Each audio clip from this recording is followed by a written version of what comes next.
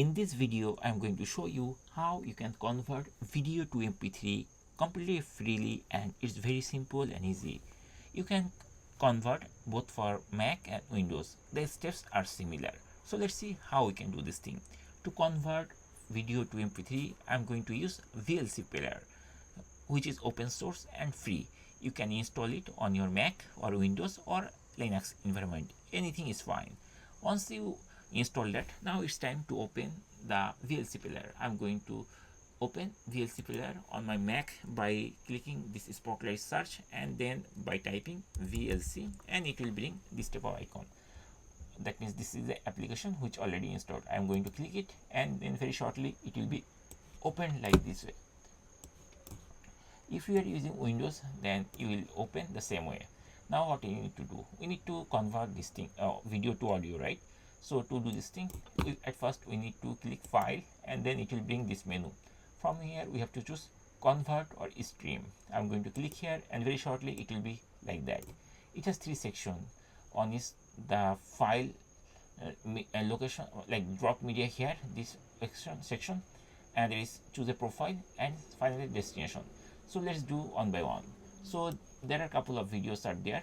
These are all my YouTube videos basically. So I'm going to drag and drop it over here, and very shortly it will be over there. Now I don't need this window anymore. I'm going to remove this thing. Now here we need to choose the profile. We can choose different profiles, but our goal was to make the audio, right? So I'm going to choose this option, but you can play with other options also. I'm going to choose MP3, and then finally we need to choose the destination where we can save. And there are two buttons, one is stream and there is save as file. I'm going to save as file, so I'm going to choose this option, and it will bring like the browse button to tell it where it will be saved. So I'm going to click browse, and then it will bring this window. From here we have to choose the location where it will download.